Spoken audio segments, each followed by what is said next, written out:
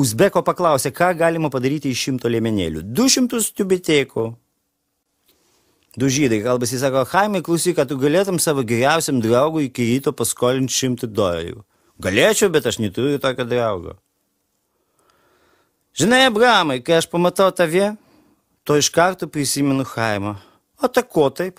Jis man irgi skolingas ir neatiduoda. Sako, Joška, kodėl tu nebeloši su Chaimu kortom? Nu, o tu loštum su žmogum, katras visą laiką sukčiauja. Žinoma, ne, nu tavo tai Chaimas nežaidžia. Kuo skiriasi teroristas nuo žydų mamos? Su teroristu dar galima susitarti. 2 policininkai eina suimti nusikaltėlio ir vienas kitam sako, tu žinai, klausyk, tu eik pirmas, o aš jau paskui už tave atkeršysiu. Alio, gaisrinė, mano namas dega, kaip iki jūsų atvažiuoti? Jūs ką, aš protėjau, didelė raudona mašina.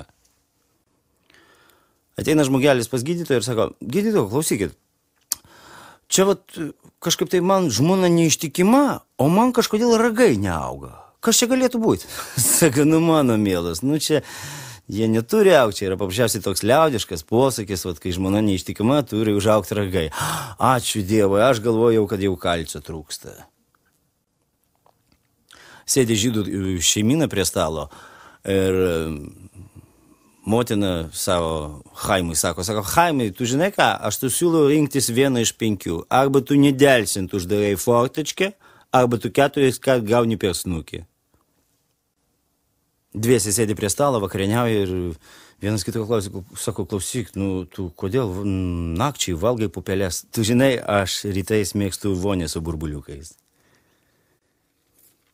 Anglų parlamentas. Milordė, jūs niekšas, iš Milordo girdžiu. Skelbimas laikraštyje pamestas, juodas didelis diplomatas. Radusius prašome parvesti į Nigerijos ambasadą. Per kino aktorės karjerą Kristina Orbakaitė suvaidino 2 vaidmenis – Buratiną ir Baidyklę, abu be grimo. Supermarkete prapuolė elektra ir čiukčia pusę valandos prastovėjo ant eskalatoriaus.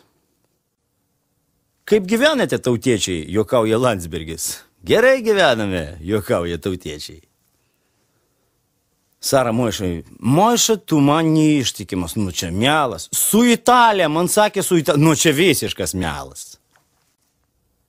Žmona išeina iš gydytojo kabineto ir priimamajam laukia vyras. Sako, Vasia, klausyk, mes visą gyvenimą galvojom, kad tai ekstazė, o tai pasirodo astma.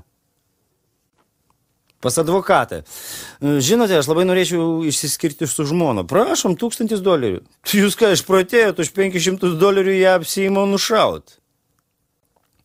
Klausykit, jūs vakar girdėjot? Už miesto pionierius rado miną. O, girdėjom, labai gerai girdėjom.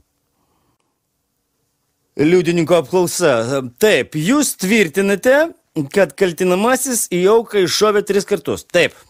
Kaip toli jūs buvote? Kai iššovė 1 ar kai iššovė 3 kartą? Koks skirtumas? Nu kaip, skirtumas labai didelis, pusę kilometro. Vaikinas ateina pas gydytoją ir sako, gydytoją, man labai gėda prisipažinti, bet suprantat, pasižiūrėkit, mano organas mėlynas. Tu taip gydytojas pažiūri, jo, sako, aha, mėlynas. Tai ką daryti? Nu ką daryti, nu reikia amputuoti, suprantat, aš manau, kad čia sepsis, paskui persimės gangreną ir numirsit. O ką kitaip? Nu negalima, reikia amputuoti. Nu, nupjovė jam šitą organą. Jis ateina, sako, gydytojau, po savaitės pasižiūrėkit, bet ir, reiškia, kiaušiukai mano dabar mėlyni. Jo, žiūrėkit, aha, mažai nupjovėm, iš tikrųjų, jo, persimetė sepsis ir į tą vietą. Nu ką, nupjaunam ir šitą? Nu, nupjovė. Gydytojas taip rankas plaunasi po operacijos, sako, palaukit. Klausykit, pacientė, a galbūt jūsų džinsai dažo? Išeina konferencija prieš koncertą ir praneša. Gros tautų draugystės kvartetas. Pilipenko, Ukraina, Rapetianas, Armenija, Musrepovas, Uzbekija, Rabinovičius, smuikas. Sėdi šeimyna žydų namuose. Chaimas kučiasi, televizorių žiūri, valgo kažką, tai Sara skaito laikraštį ir taip. Chaimai, o, pažiūrėk, aš dabar laikraštį perskaičiau, kad vakaruose infliacija, prostitucija, viešieji namai. Chaimas taip, o? Kas o? Ne, nieko, aš tik prisiminiau, kur palikau savo kaliošus.